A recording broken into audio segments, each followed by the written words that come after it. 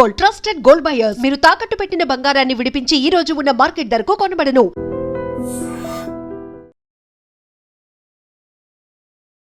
ఈసారి అంతర్గతంగా రాజకీయ సంక్షోభం కాకపోయినప్పటికీ భారతదేశం మీద వ్యతిరేకత మాత్రం రోజు రోజుకి బంగ్లాదేశ్లో పెరుగుతోంది. మన దగ్గరికి హెల్త్ టూరిజం కోసం వచ్చేవాళ్ళు, లేకుంటే భారతదేశం మీద డిపెండ్ అయ్యేటువంటి వాళ్ళందరిలో కూడా భారతదేశం అంటే ఒక వ్యతిరేకత అంత పెద్ద ఎత్తున ఎందుకు కనిపిస్తోంది? బంగ్లాదేశ్ ప్రాబ్లం ఎక్కడ మొదలవుతుందంటే, ఒకటి 71 వార్లో ప్రాబ్లం ఎక్కడైందంటే, ఈ హిందువులు అక్కడి నుంచి పారిపోయి వచ్చినప్పుడు మిగతా హిందువుల మీద అటాక్లు మొదలైనాయి. ఈ హత్య ఇప్పుడు జరిగిన దాంట్లో వాళ్ళు ఏమో అలెజ్ చేస్తున్నారంటే ఇది ఇండియా చేపించారు. ఎందుకంటే ఇండియా వ్యతిరేకంగా స్పీచ్లు ఇచ్చారు కదా, దానికోసం చేపించారు. ఏ ప్రూఫ్ లేదు, ఏం లేదు, ఒట్టిగా అలిగేషన్స్. మన దగ్గర ఉన్న ఒక హిందువుని, బంగ్లాదేశ్ హిందువుని తీసుకొని వాడిని చంపి ఉరేసి వాడిని అంటబెట్టడం అనేది ఇట్స్ నాట్ ఎ జోక్. బంగ్లాదేశ్కు పంపించే ప్రయత్నాలు జరుగుతున్నాయి తప్ప అక్కడ ఏమవుతుంది అనే దాని మీద మనం ఎందుకు దాని మీద అంత ఫోకస్ పెట్టలేదు? అది ఆ ఇంటర్నల్గా అవుతుందా, లేకపోతే అక్కడ జరుగుతున్న విషయాన్ని మనం ఎందుకు అని భావిస్తున్నారా? బంగ్లాదేశ్లో పాకిస్తాన్ ఎందుకు వస్తారు అంటే మనల్ని హరాస్ చేయడానికి. వాళ్ళకి బంగ్లాదేశ్ పెద్ద ప్రేమేం లేదు. ఆ మహాత్మా గాంధీ ఫిలాసఫీ పనికిరాదు. ఇక్కడ కొడితే ఈ చంప మీద కొడితే ఈ చంప చూపించండి, అది ఇప్పుడు నా చంప మీద కొట్టే నేను ముఖం మీద కొడతాను అంతే. ఆ పాలసీ ఇండియాలో వస్తుంది. గర్మే గుస్కే మారేంగే.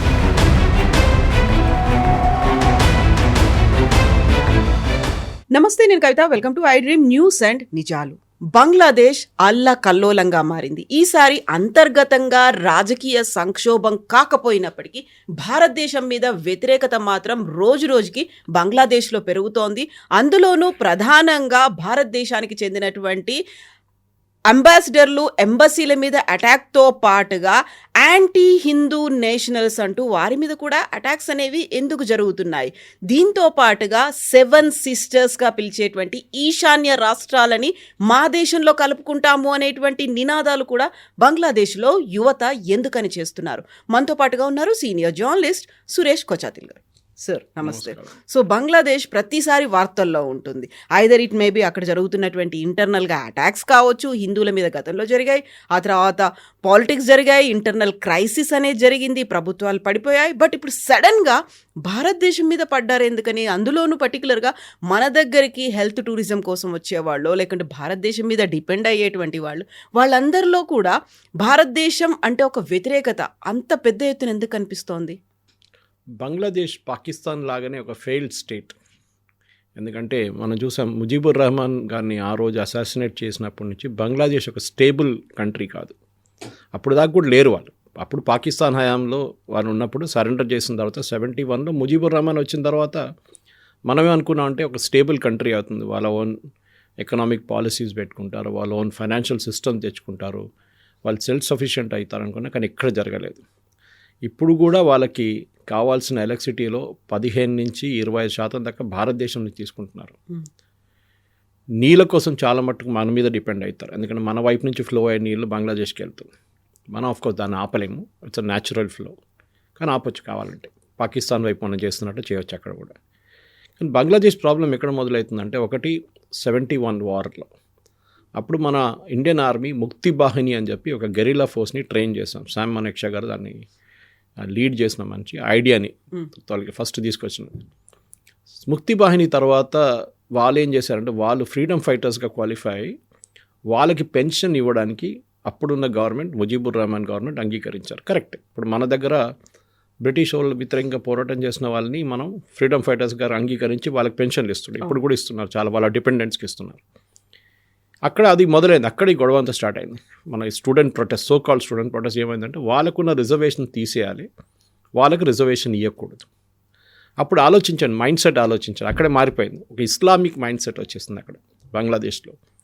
చాలా మటుకు జమైతే ఇస్లామీ దానికి రెస్పాన్సిబుల్. మన దగ్గర కూడా ఒక జమైతే ఇస్లామీ హింద్ ఉంది, అదే క్యారెక్టర్ అక్కడ కూడా ఉన్నారు వాళ్ళ దగ్గర కూడా. వాళ్ళకేంటంటే భారతదేశం మా మీద ఉన్న ఇన్ఫ్లుయెన్స్, స్పెషల్లీ అక్కడ ఉన్న హిందువులు ముందు 16%, 18% దాకా హిందూస్ ఉండే బంగ్లాదేశ్లో.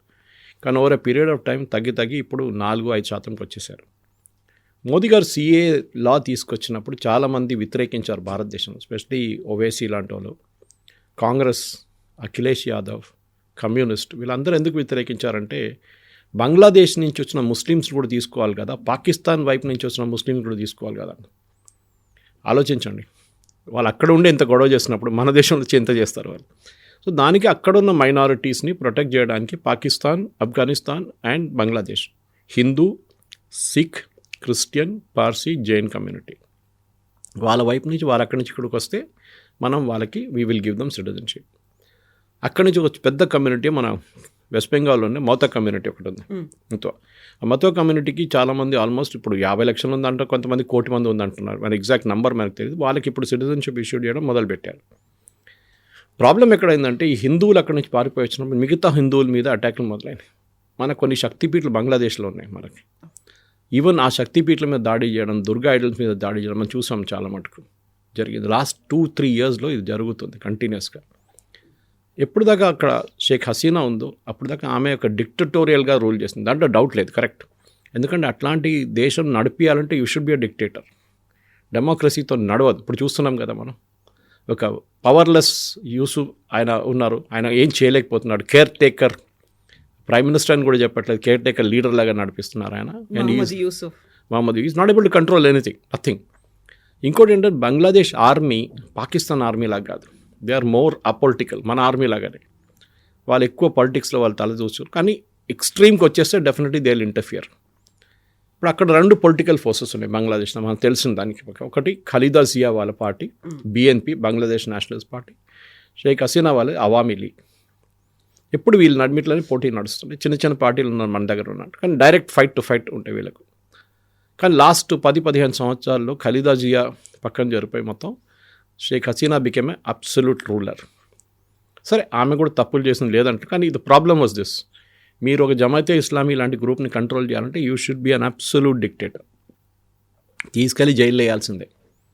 కోర్టులో అపియరెన్స్ కూడా కనిపించకూడదు, అట్లా చేయాలి. ఎందుకంటే కోర్టు రాగానే వాళ్ళకి బెయిల్ వచ్చేస్తుంది. కోర్టులో కూడా వాళ్ళని ప్రెజెంట్ చేయకూడదు. ఇట్లా చేశారు ఆమె చాలా మటుకు.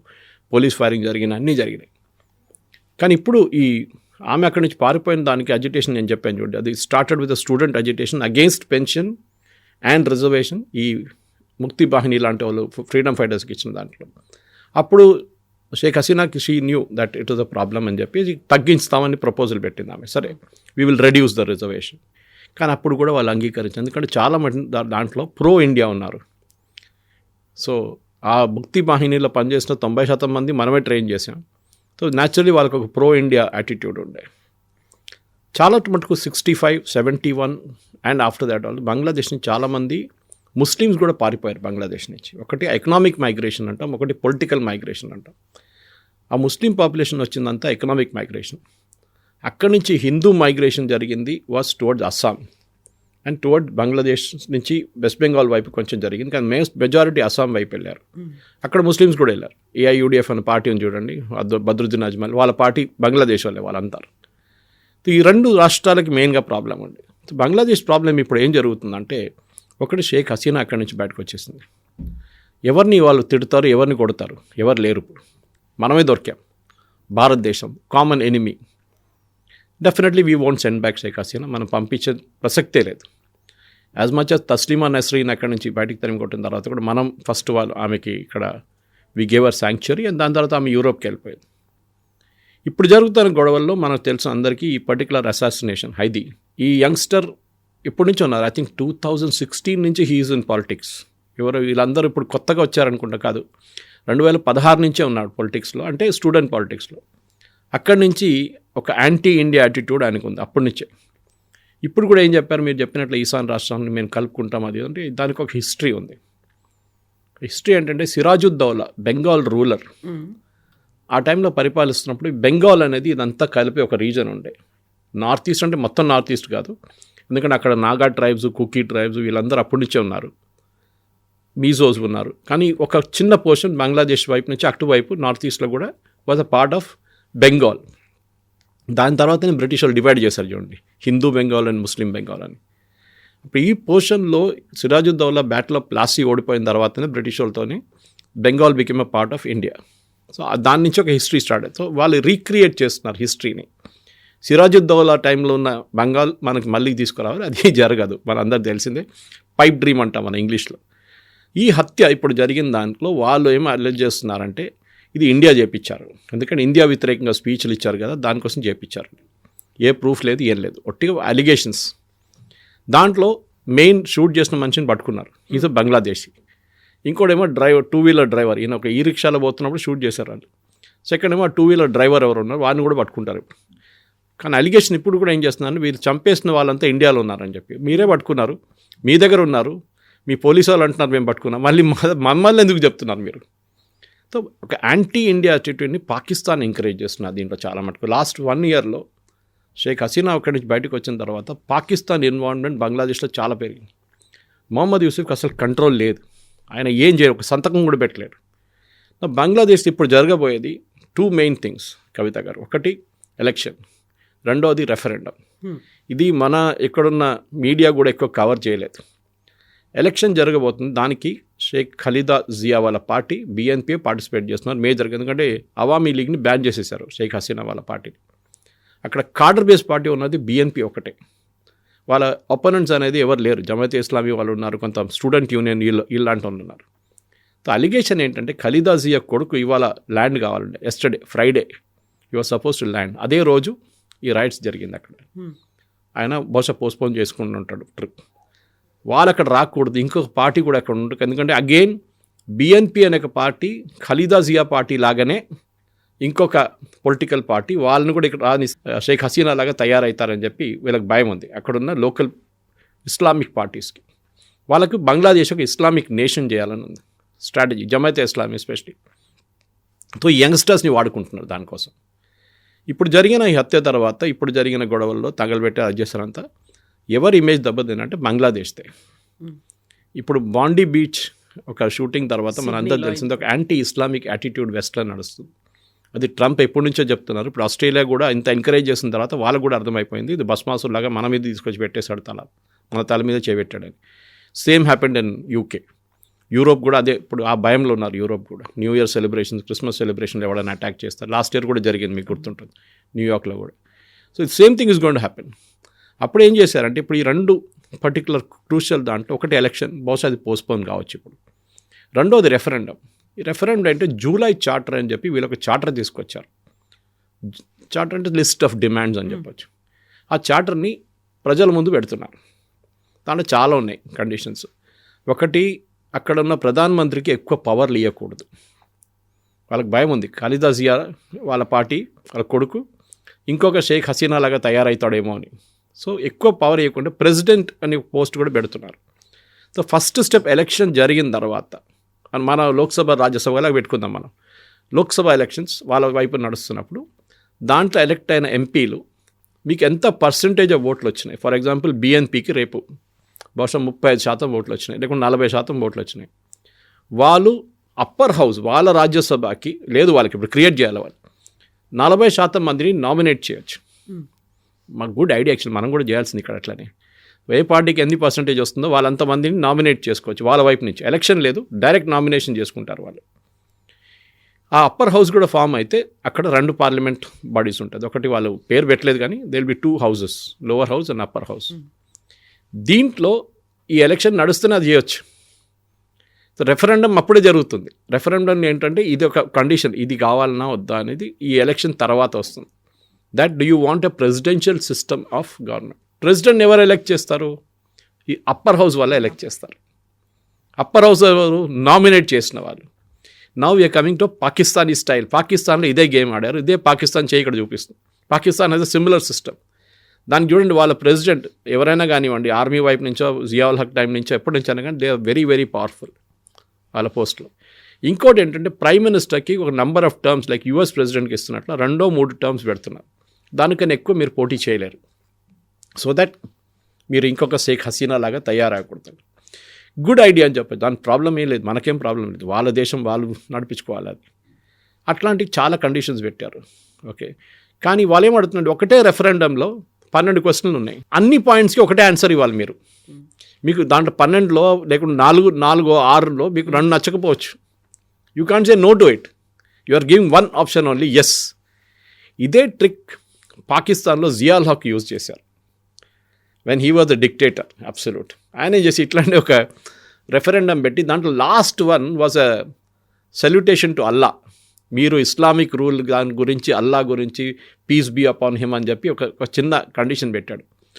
ఈ చూసిన వాళ్ళు ఫస్ట్ 13 14 వాళ్ళకి నచ్చలేదు, కానీ లాస్ట్కి వచ్చినప్పుడు ఇది ఉంది, ఇది నో అని చెప్తే మళ్ళీ వాట్ హ్యాపెన్ టు అస్ అని చెప్పి ఎస్ అని కొట్టారు వాళ్ళు. అన్అవాయిడబుల్గా ఉంటుంది అక్కడ. సో దాంట్లో he was able to appoint prime minister power, ఆ పవర్ ఇచ్చారు జియావుల్ హక్కి. And one guy came, he was, I forget his name, he was absolutely useless guy. దాని తర్వాతనే వితిన్ 3 నెలలు అనుకుంటా, 3-4 నెలల తర్వాత జియావుల్ హక్ని సిఐఏ వాళ్ళు అలా ప్లేన్లో C-130లో బాంబ్ పెట్టేసి పేల్చేసి చంపేశారు. క్రేట్ ఆఫ్ ఎక్స్ప్లోడింగ్ మ్యాంగోస్ అని చెప్పి ఒక స్టోరీ కూడా, బుక్ కూడా వచ్చింది. అక్కడ బవల్పూర్ వెళ్ళినప్పుడు మామిడికాయల ఏరియా, అక్కడ పెద్ద పెద్ద క్రేట్లు ఎక్కించేశారు జియావుల్ హక్ కోసం. దాంట్లో బాంబ్ పెట్టి he was rejected out of the aircraft. ఇదే మోడల్ బంగ్లాదేశ్లో రిపీట్ అవుతుంది. ఇప్పుడు యూసుఫ్ ఏమంటున్నారు, నేను ఎలక్షన్ నడిపించి నేను వెళ్ళిపోతా అంటున్నారు. కానీ బంగ్లాదేశ్ ఎకనామిక్ కండిషన్ ఎట్లా ఉందంటే వాళ్ళు పాకిస్తాన్ కన్నా దారుణ స్థితిలో ఉన్నారు. అక్కడ 2-3 మేజర్ ప్లేయర్స్ ఆడుకుంటున్నారు. ఒకటి US, వాళ్ళకి చాలా పెద్ద ప్రెసెన్స్ ఏంటంటే వాళ్ళకి బంగ్లాదేశ్తో సంబంధం లేదు, మాకు చైనాని ట్రాక్ చేయాలి. ఒకటి అరుణాచల్ ప్రదేశ్ వైపు నుంచి, అంటే నార్దర్న్ ఇండియా, మీరు టాప్ ఆఫ్ ద బంగ్లాదేశ్ కూర్చుంటే almost you can watch China from there. ఇటువైపు ఏమో సౌత్ చైనా సీ, చిటగాంగ్ నుంచి చత్తోగ్రామ్ అంటారు, ఇప్పుడు అక్కడి నుంచి మీరు మొత్తం బే ఆఫ్ బెంగాల్ నుంచి సౌత్ చైనా సీ కంట్రోల్ చేసుకోవచ్చు. మయన్మార్లో కూడా 2 బేసులు తీసుకున్నారు US, ఆల్మోస్ట్ మన అండమాన్ నికోబార్ ఐలాండ్ దగ్గర తీసుకున్నారు. ఎందుకంటే ఆ మయన్మార్ చైన్లో లాస్ట్ అండమాన్ నికోబార్ నుంచి 50 కిలోమీటర్ దూరంలో ఒక చిన్న ఐలాండ్ ఉంది, కోకో ఐలాండ్స్ అని. బహుశా దీంట్లో ముందు కూడా చెప్పుంటాను నేను ఆ కోకో ఐలాండ్స్ గురించి. ఆ కోకో ఐలాండ్స్ చైనా కూర్చున్నారు అక్కడ. So US wants to watch China, China wants to watch US, and China wants to watch India. పెద్ద జియో పొలిటికల్ గేమ్ నడుస్తుంది ఇక్కడ. సో US ఇంట్రెస్ట్ అది, వాళ్ళకి ఇంకేం ఇంట్రెస్ట్ లేదు. దాని తర్వాత నెక్స్ట్ ఇంట్రెస్ట్ పాకిస్తాన్. వాళ్ళకి భారతదేశం మీద చేయాల్సిన స్టేజింగ్ పోస్ట్, ప్రొటెస్ట్ కానివ్వండి, మిలిటరీ అడ్వెంచర్ అయితే చేయరు వాళ్ళు, అది చాలా క్లియర్. ఎందుకంటే ఏమైనా చేస్తే, ఇప్పుడు నిన్ననే మనం మణిపూర్లో కొత్త బ్రిగేడ్ ఫార్మేషన్ పెట్టాం. అది కాకుండా కొన్ని air force bases open up చేసాం మనం అటువైపు, north east, even Arunachal Pradesh వైపు. సో వీఆర్ స్ట్రెంగ్థనింగ్ ఆ సిలిగురి కారిడార్ అని చెప్పి చికెన్ స్నెక్ ఆ ఏరియా మొత్తం మనం స్ట్రెంగ్థన్ చేస్తున్నాం మనం. వాళ్ళు ఏం చేయరు అక్కడ, నో మిలిటరీ అడ్వెంచర్ చేయరు. కానీ పాకిస్తాన్ కావాలని చెప్పి మన దగ్గర కశ్మీర్లో చేస్తున్నట్లనే కొన్ని టెర్రర్ గ్రూప్స్ మన వైపు పంపించడానికి మొదలు పెడతారు. కానీ ప్రాబ్లం ఎక్కడ వస్తుందంటే, టెర్రర్ గ్రూప్స్ ఎక్కడ పంపిస్తారు మీరు? పంపిస్తే ఫస్ట్ వెస్ట్ బెంగాల్కి రావాలి కదా, అక్కడ మొత్తం వాళ్ళు ఉన్నారు, బంగ్లాదేశ్ వాళ్ళు ఉన్నారు, వాళ్ళ మీద దాడి చేస్తారా మీరు? చేయలేరు. సో అక్కడ ప్రాబ్లం. సో నార్త్ ఈస్ట్ని ట్రై చేస్తారు బహుశా, అక్కడ ఏమైనా డిస్టర్బెన్స్ క్రియేట్ చేస్తున్న వాళ్ళ గ్రూప్స్ని వాళ్ళకి షెల్టర్ ఇస్తారు. ఫర్ ఎగ్జాంపుల్ పరేష్ బరువా, ఉల్ఫా 2 గ్రూప్ది చీఫ్, ఆయన ఇప్పుడు చైనాలో ఉన్నాడు. India designated terror group, Assam group అది ULFA, united liberation front of Assam, that is the full form of ULFA. Paresh Barua second chief, first ఆయన సరెండర్ చేసేసాడు, సెకండ్ ఆయన కమాండర్గా ఉన్నాడు.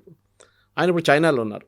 పాకిస్తాన్ ఆర్మీ ఏమో చైనా నుంచి ఆయన తీసుకొచ్చి బంగ్లాదేశ్లో పెడదాం అనుకుంటున్నారు, so that you can start attacking from here. కానీ మనం ఊరుకోం, we will hit him back, that for sure. అది కాకుండా మిజోరాంలో ఉన్న కొన్ని చిన్న చిన్న ఇన్సర్జెంట్ గ్రూప్స్ కానివ్వండి, మణిపూర్లోని కొన్ని ఇన్సర్జెంట్ గ్రూప్స్, అట్లనే ఈవెన్ నాగాలాండ్ వైపు ఉన్న గ్రూప్స్, వీళ్ళందరికీ షెల్టర్ బంగ్లాదేశ్లో ఇవ్వడానికి ప్లాన్ చేస్తున్నారు వీళ్ళు. ఇది జరిగితే it be very bad for India. కానీ మనం దానికి కూడా మనకు దగ్గర ప్లాన్స్ ఉన్నాయి. యాక్షన్ ఏ కాకుండా ప్లాన్ బి కూడా వర్క్ అవుతుంది మన దగ్గర. ఇది ఓవరాల్ పిక్చర్ చూస్తే కవిత గారు, ఇది ఈ రైట్స్, ఇప్పుడు జరుగుతున్న ప్రొటెస్ట్, అండ్ దాంతోపాటు తర్వాత జరిగే ఎలక్షన్ అండ్ రెఫరెండంలో ఇదన్నీ ఒకటి తర్వాత ఒకటి బంగ్లాదేశ్ ట్రై చేస్తున్నారు. సో కంటిన్యూస్గా లూప్ లైన్లో ఉన్నాయి అవన్నీ అన్నీ. కానీ మన వైపు నుంచి వీఆర్ ప్రోయాక్టివ్, మనం బయట ఎక్కువ మాట్లాడము. అజిత్ దోవల్ గారు కానివ్వండి, రా కానివ్వండి, ప్రధానమంత్రి మోదీ కానివ్వండి, రాజ్నాథ్ సింగ్ కానివ్వండి, అమిత్ షా గారు, they will not talk about what you are doing. చేయకూడదు కూడా. మనం ఏం చేయాలో మనం సైలెంట్లీ చేసుకోవాలి. ఓకే, ఎందుకంటే పాకిస్తాన్ స్ట్రాటజీ మనకు తెలుసు ఎప్పటి నుంచో. అది జియావుల్ హక్ టైం నుంచే చెప్పుకుంటూ వస్తున్నారు, భుట్టో రిపీట్ చేశారు, we will bleed India with 1000 cuts. So the same 1000 cuts can now come from Bangladesh. అది మనం ఆపాల్సింది first of all. Paresh Barua వస్తే పరేష్ బరువాని ఫినిష్ చేసేసేయండి, kill him in Bangladesh, no problem. అట్లా కాకుండా ఏ టెర్రరిస్ట్ గ్రూప్ వచ్చి బంగ్లాదేశ్లో కూర్చొని వాళ్ళని కూడా ఫినిష్ చేశాం. ఎందుకంటే మనం మయన్మార్ ఫస్ట్ సర్జికల్ స్ట్రైక్ మనం చేసిన మయన్మార్ వైపు చేసాం, బిఫోర్ వీ డిడ్ ఉరీ. మనం మయన్మార్ వైపు ఆ మూవీలో కూడా చూపిస్తారు, first section is 1 terrorist strike on 1 camp in Myanmar. మనం ఇప్పుడు కూడా అదే చేయాల్సింది. మన మిలిటరీ ప్రెజెన్స్ నార్త్ ఈస్ట్లో మనం పెంచుకోవాల్సిన టైం వచ్చేసింది ఇప్పుడు. మనం బిపిన్ రావత్, జనరల్ బిపిన్ అప్పుడు చెప్పారు that we are fighting a 2.5 front war అని చెప్పారు, CDS ఆయన బతుకున్నప్పుడు చెప్పారు. అంటే Pakistan, China and Naxalites, urban Naxalites rule rule, same thing. So 2.5 front war. Now we are fighting a 2.5 front war again, but Naxalites ఇప్పుడు లేరు, వాళ్ళ బదులు బంగ్లాదేశ్ వచ్చేసారు. So we have to fight this war. దీంట్లో ఇంకేం ఆప్షన్ లేదు మనకి. స్ట్రాటజిక్గా చేయాలి. We should not be doing it in a panicky mood. ఎందుకంటే మనం పొలిటికలీ చాలా సెన్సిటివ్ ఇష్యూ ఇది. వాళ్ళేమంటున్నా అంటే బంగ్లాదేశ్ వైపు నుంచి, ఎస్పెషలీ దిస్ గాయ్ హైదీ, ఇండియాస్ హెగమనీ మనం ఆపాలి అంటే బిగ్ బ్రదర్ యాటిట్యూడ్ మనకు. We're a big brother, doubt ఏంటి బాస్. మేము బంగ్లాదేశ్, నేపాల్, భూటాన్ కాదు కదా. We're a big nation. We're nuclear power, satellite, మనకు అన్ని పవర్స్ ఉన్నాయి మనకి. We will use everything possible మన దగ్గర ఉన్నది. అది కాకుండా 3rd largest, 4th largest economy, 2nd largest army in the world మనం ఎందుకు వాడుకోదు? వీ విల్ యూజ్ ఇట్, దాంట్లో డౌట్ లేదు. నెక్స్ట్ ఏంటంటే మన బిగ్ బ్రదర్ యాటిట్యూడ్, మనం ఇండియా మీద డిపెండ్ కాకూడదు. గ్రేట్, మీరు స్టార్టింగ్లో చెప్పారు చూడండి, మెడికల్ వీసాస్. కవిత గారు, నేను ఈ సెక్టర్లో ఉన్నప్పుడు కూడా చూశాను. బంగ్లాదేశ్ ఆ టైంలో, ఐమ్ టాకింగ్ ఆఫ్ 2008, 2009 నుంచి ఆ టైంలో, ఆ పీరియడ్లో బంగ్లాదేశ్ నుంచి మెడికల్ వీసాస్ మ్యాక్సిమం వస్తారు మన వైపు ట్రీట్మెంట్ కోసం. అది హార్ట్ సర్జరీస్ ఉండొచ్చు, మిగతా ప్రొసీజర్స్ ఉండొచ్చు. వీళ్ళందరూ చెన్నైకి వెళ్తుండే, అక్కడున్న కొన్ని హాస్పిటల్స్, అపోలో లాంటి హాస్పిటల్స్. తర్వాత వాళ్ళు towards other Indian hospitals also వాళ్ళు మూవ్ చేయడం మొదలుపెట్టారు. అంటే వాళ్ళ దగ్గర మెడికల్ ఫెసిలిటీ అంత తక్కువ ఉందన్నమాట, అబిస్మల్ ఫెసిలిటీస్. సో ఆ పరిస్థితుల్లో మనం ఇప్పుడు మెడికల్ వీసాస్ ఎందుకు ఇవ్వాలి? చాలామంది అంటారు, మన దగ్గర ఉన్న హ్యూమన్ రైట్స్ వాళ్ళు అంటారు, అది కాదు కదా, ఒక చిన్న పిల్ల, చిన్న పాప, ఆమెకి హార్ట్ సర్జరీ.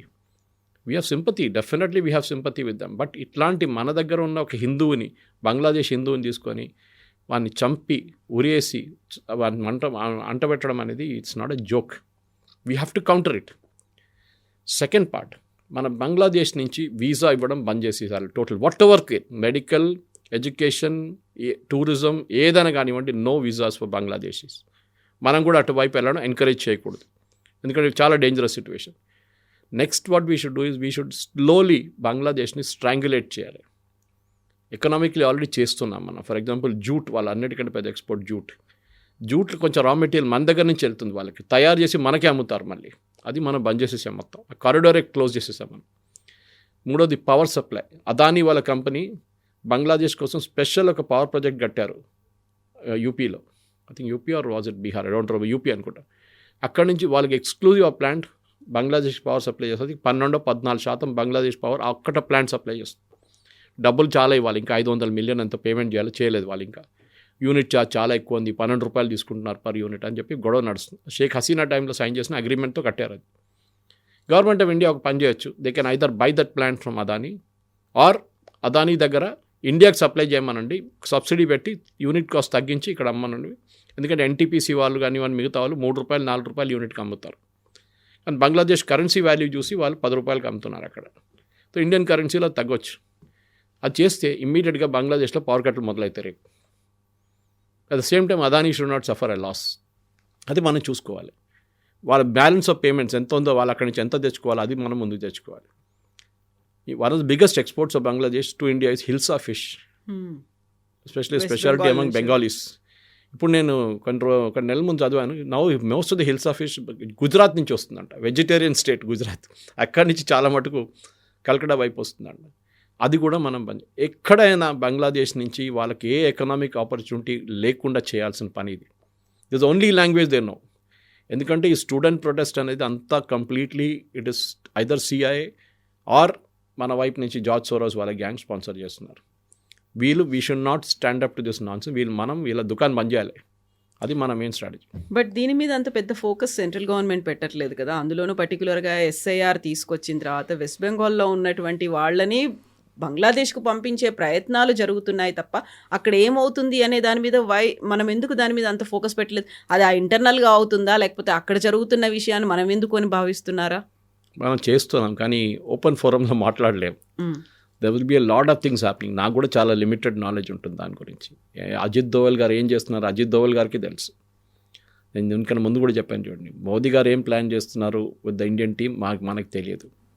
అక్కడ మన సింపథైజర్స్ ఉన్నారు. బంగ్లాదేశ్ని ఎకనామికలీ స్ట్రాంగులేట్ ఎట్లా చేయాలి, బంగ్లాదేశ్ వైపు వచ్చిన క్రూడ్ ఆయిల్ని ఎట్లా ఆపొచ్చు రేపు కావాలంటే, లేకుంటే బంగ్లాదేశ్ కావాల్సిన నీళ్ళు supply, water supply, can we stop it, దాన్ని చేయొచ్చు. We can do a lot of thing Bangladesh వైపు. మన యూనియన్ గవర్నమెంట్ కూడా చేయట్లేదని కాదు, కానీ వాళ్ళు పబ్లిక్లీ చెప్పారు. ఎందుకంటే పెద్ద ఇష్యూ అయిపోతుంది. ఓపెన్గా చెప్పారనుకుంటారు ఇప్పుడు మీ వాటర్ ఆపేస్తామంటే ఎట్లా ఆపుతాం? మనం డ్యామ్ లేవు ఏం లేవు అక్కడ ఆపడానికి. బ్రహ్మపుత్ర అక్కడి నుంచి వస్తుంది, హూగ్లీ ఇక్కడి నుంచి వస్తుంది, గంగా వచ్చి అక్కడ then it becomes a part of into the Bangladesh ecosystem. కానీ మనం చాలా చేయవచ్చు, చేస్తున్నాం కూడా, బహుశా చేస్తున్నాం. ఎందుకంటే ఆలోచించండి, ఒక డెత్నే, ఒక అసాసినేషన్తోనే మన మీద వచ్చేసింది అక్విజిషన్. మనం ఎంత చేసినప్పటికీ ఇప్పుడు ఒకవేళ మనం కంట్రోల్ చేస్తున్నాము, వీటన్నిటి మీద మనం ఒక బార్ అనేది పెట్టుకున్నప్పటికి కూడా పాకిస్తాన్ అండ్ బంగ్లాదేశ్ ఒకటైపోతున్నాయి. ఆ తర్వాత ఆ ఇద్దరూ కలిసి ఒక ఎకనామిక్ ట్రీటీ అనేది వెరీ రీసెంట్గా కూడా సైన్ చేసుకున్నారు. ఆ తర్వాత మీరు చెప్పినట్టుగా అమెరికా ఉంది. సిఐఏ నుంచి ఒక ఏజెంట్ వచ్చి అక్కడ ఉన్నటువంటి ఒక ఐలాండ్లోనే అక్కడ ఆయన మకాం పెట్టి ఉన్నాడు, ఆయన దృష్టి అంతా భారతదేశం మీద ఉంది అనేది. ఇవన్నీ మనకి ఎక్స్టర్నల్ సపోర్ట్స్ అనేవి చాలా పవర్ఫుల్ కంట్రీస్ దగ్గర నుంచి కూడా బంగ్లాదేశ్కి వస్తున్నట్టున్నాయి. మనం ఎంత కంట్రోల్ చేద్దామని చెప్పినప్పటికీ ఒక వీక్ కంట్రీనే ఇంకొక పవర్ఫుల్ కంట్రీ సపోర్ట్ చేస్తారు. భారతదేశానికి యూఎస్ సపోర్ట్ చేయక్కర్లేదు, we take care of our self. ఒక టైంలో మనం యూకే నుంచి యూకేఎఫ్ఐడి ఫండ్స్ తీసుకుంటుండే, యూకే ఎయిడ్. అంటే ఇప్పుడు 60s, 70sలో మన దగ్గర డబ్బులు లేకున్నప్పుడు, ఫుడ్ లేకున్నప్పుడు అక్కడ యూకే నుంచి మన డబ్బులు వాళ్ళ దగ్గర నుంచి ఫుడ్ గ్రెయిన్స్ అన్నీ తీసుకుంటుండే, ఈవెన్ పాలు కొనుక్కుంటే, పౌడర్. ఇప్పుడు లేదు కదా. Now we told UK we don't need your funds, మీ డబ్బులు మాకు అక్కర్లేదు. బంగ్లాదేశ్లో పాకిస్తాన్ ఎందుకు వస్తారు అంటే మనల్ని హరాస్ చేయడానికి. వాళ్ళకి బంగ్లాదేశ్ పెద్ద ప్రేమ ఏం లేదు. It's more insulting moment. వాళ్ళది 71 సరెండర్ ఉండే వాళ్ళది. వాళ్ళు అక్కడ వెళ్ళారు. దీనికన్నా ముందు బంగ్లాదేశ్ ప్రజల మీద చేసిన అత్యాచారాలు అందరికి తెలిసిందే పాకిస్తాన్ నుంచి. సో అది వాళ్ళు మర్చిపోరు ఎప్పుడు. రేపు అక్కడ ఇంకా ఇన్సర్జెంట్ లోకల్ మూమెంట్ స్టార్ట్ అవుతుంది కావచ్చు. Another Mukti Bahini can be born, possibly created by India. తెలియదు మనకి. మనం ఎప్పుడు మనం చేసినా అని చెప్పకూడదు. అక్కడ లోకల్ సపోర్ట్తో లోకల్ వాళ్ళు చేసుకున్నారు, ఆయుధాలు తెచ్చుకున్నారు. మేమేం చేయాలి, మాకేం తెలియదు దీని గురించి. సెకండ్ ఈజ్ అక్కడున్న పొలిటికల్ సిస్టమ్ అంత స్టేబుల్ కాదు. ఇప్పుడు బిఎన్పి పార్టీ రేపు పవర్లో వచ్చారనుకోండి, వాళ్ళు కూడా ఇదే పాలసీ ఫాలో చేస్తారు. వాళ్ళు షేక్ హసీనా లాగా ఇంకొక పాలసీ, ఇంకొక డిక్టేటర్ పార్టీగా మారిపోతారు వాళ్ళు కూడా. వీళ్ళేమంటున్నారు, షేక్ హసీనాని హ్యాండ్ ఓవర్ చేయండి, మేము చేయం. భారతదేశం will not hand over under any circumstances. మనకి బంగ్లాదేశ్ మీద అబ్సల్యూట్ కంట్రోల్ ఉండాల్సిందే, అని చేయొచ్చు కూడా కావాలంటే. కానీ ఇమ్మీడియట్గా మనం చేయగలం. స్టెప్ బై స్టెప్ మనం కూడా we will bleed Bangladesh with 1000 cuts. అది ఈ యంగ్స్టర్స్ని పెట్టుకొని పెద్ద డ్రామా చేసి తగలబెట్టి అది చేసి న్యూస్ పేపర్ అవి తగలబెడితే వాళ్ళ ప్రాబ్లం అది. కానీ మన మిషన్ మీద చేయబెట్టారో, మన ఎంప్లాయీస్, మన ఎంబసీ స్టాఫ్ మీద చేయబెట్టారో, అప్పుడు మనం గేమ్ మారిపోతుంది. అది మన కాబూల్లో చూసాం. మన ఎంబసీ మీద దాడులు చేయించింది పాకిస్తాన్. అప్పుడున్న అల్ఖైదా గ్రూప్స్, కొంత గ్రూప్స్ని యూజ్ చేసి మన కాబూల్లో ఉన్న మన ఇండియన్ ఎంబసీ మీద దాడి చేశారు. 2-3 చనిపోయారు అటాక్లో, ఇంక్లూడింగ్ CISF కానిస్టేబుల్. మనం ఏం చేసాం, అదే రిటర్న్ ఫేవర్ వాళ్ళకి ఇచ్చాం పాకిస్తాన్కి. పాకిస్తాన్ ఎంబసీ మీద దాడి చేయించాం మనం. Of course no will not talk about it, but చేశారు. ఎవరు చేశారు మాకు తెలియదండి, ఎవరో చేశారు. లోకల్ వాళ్ళు వచ్చి సూసైడ్ బాంబింగ్ చేశారు మీ మీద. ఆ రోజు పాకిస్తాన్ గేమ్ బంద్ చేసేసారు కాబూల్లో. మన మీద దాడి లేదు, ఎందుకంటే పిట్టుకో మా మీద కొడితే మేము మిమ్మల్ని కొడతాం, అంతే సింపుల్. ఆ మహాత్మా గాంధీ ఫిలాసఫీ ఇప్పుడు పనికిరాదు. ఇక్కడ కొడితే ఈ చంప మీద కొడితే ఈ చంప చూపించండి. అది ఇప్పుడు నా చంప మీద కొట్టే నేను ముఖం మీద కొడతాను, అంతే. ఆ పాలసీ ఇండియా వస్తుంది, గర్మే గుస్కే మారేంగే. ఆ పాలసీని మనం ఫాలో చేస్తున్నాం ఇప్పుడు. సో బంగ్లాదేశ్ కూడా అంతే.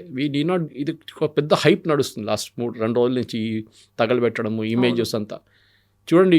ఇప్పుడు ఇది ఇట్లా కంటిన్యూ అయితే I will not be surprised, రేపు బంగ్లాదేశ్ ఆర్మీ కూడా టేక్ ఓవర్ చేసుకోవచ్చు. ఐడియల్ ఆపర్చునిటీ వాళ్ళకి, and we should encourage it. మన వైపు నుంచి ఎంకరేజ్ చేయాలి, చేసుకోండి. ఎందుకంటే ఎంతమంది కొట్లాడతారో, తల కొట్టుకుంటారో, వాళ్ళు సస్తారో, మనకే మంచిది. That nation is a failed state. వాళ్ళ ద్వారా ఎకనామిక్లీ దే ఆర్ గాన్. వాళ్ళ టెక్స్టైల్ ఎక్స్పోర్ట్ పడిపోయింది. పొలిటికల్ సిచ్యువేషన్ ఇప్పుడు కూడా కంట్రోల్ చేయలేకపోతున్నారు. ఎలక్షన్ నడుస్తుందా ఈ సిచ్యువేషన్, అది కూడా తెలియదు. రెఫరెండం నడుస్తుందా లేదో అది కూడా తెలియదు. సో ఎవ్రీవేర్ వాళ్ళు ఫెయిల్ అయిపోయారు. కానీ వాళ్ళు సపోర్ట్ చేయడానికి పాకిస్తాన్ మిలిటరీగా వస్తున్నారు, అమెరికా ఏమో ఫైనాన్షియల్గా తీసుకొస్తున్నారు. కానీ వీళ్ళు అక్కడి నుంచి పారిపోవడానికి ఎక్కువ టైం అక్కర్లేదు. మనందరూ తెలుసు నేటో ఎట్లా పారిపోయారు ఆఫ్ఘనిస్తాన్ నుంచి. రాత్రికి రాత్రి యూఎస్ కూడా వాళ్ళ ప్లేన్లు అక్కడ పెట్టేసి, ట్యాంకులు అక్కడ పెట్టేసి పారిపోయారు వాళ్ళు. అదే పరిస్థితి బంగ్లాదేశ్లో కూడా జరగవచ్చు రేపు.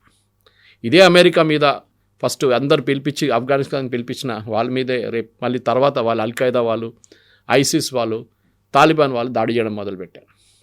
బంగ్లాదేశ్లో ఎందుకు జరగదు, అక్కడ కూడా జరుగుతుంది. కానీ అక్కడ రిలీజియస్ గ్రూప్స్ చాలా పవర్ఫుల్ ఉన్నారు, ఎస్పెషలీ ది ఇస్లామిక్ రైబల్స్. వాళ్ళని జమాతే ఇస్లామీ లాంటి గ్రూప్స్ని మనం కంట్రోల్ చేయాలి. వాళ్ళ మీద భారతదేశం నుంచి ఏమైనా సపోర్ట్ ఇస్తే అది మనం ఆపాల్సింది. ఇక్కడున్న వాళ్ళని తీసుకెళ్ళి జైలు వేసారు. మూడోది, మీరు చాలా ఇంపార్టెంట్ పాయింట్ పెట్టారు, మీరు మిస్డ్. ఇక్కడున్న బంగ్లాదేశ్లో ఒక్కడిని కూడా ఉంచుకోకూడదు. ప్రతి బంగ్లాదేశ్ని తీసుకొని పట్టి డిటెన్షన్ సెంటర్లు వేసాడు ఫస్ట్. పంపించడం ఆ బార్డర్ వైపు వాళ్ళంటారు మామూలు కాదంటారు. So right now situation we cannot send them across the border. So మనం డిటెన్షన్ సెంటర్ పెట్టి యూపీలో చేస్తున్నట్లు ఇప్పుడు అస్సాంలో ఒక 15 మందిని నిన్న పంపించారు కంపల్సరీగా. ఎప్పుడో ఐడెంటిఫై చేసిన వాళ్ళు ట్రిబ్యునల్ వాళ్ళు చెక్ చేసి వీళ్ళు దే ఆర్ బంగ్లాదేశీస్ అని చెప్పి సుప్రీంకోర్టు అడిగారు ఎన్ని రోజులు తీసుకుంటారు వాళ్ళు పంపించడానికి అని. ఇప్పుడు పంపిస్తున్నారు. ఎవ్రీ స్టేట్ భారతదేశంలో ప్రతి స్టేట్ ఎవరైనా స్టేట్ గవర్నమెంట్ వాళ్ళని సపోర్ట్ చేస్తే దట్ స్టేట్ గవర్నమెంట్ ఆల్సో వాళ్ళ మీద కూడా చర్యలు తీసుకోవాలి. That they are supporting terrorist. వీళ్ళని ప్రతి బంగ్లాదేశ్ వాళ్ళని ఐడెంటిఫై చేసి డిటెన్షన్ క్యాంప్లో పెట్టి ఎంత జల్దీ అయితే అంత బంగ్లాదేశ్ పంపించేసేయాలి. And that should be our strategy. అప్పుడే వీళ్ళు లెసన్ నేర్చుకుంటారు. ఎందుకంటే ఈ మమతా బెనర్జీ కానీ మిగతా కాంగ్రెస్ లీడర్స్ సపోర్ట్ చేయడం కమ్యూనిస్ట్ వాళ్ళంతా వీళ్ళు మన దేశానికి చేస్తున్న పెద్ద ద్రోహం ఇది.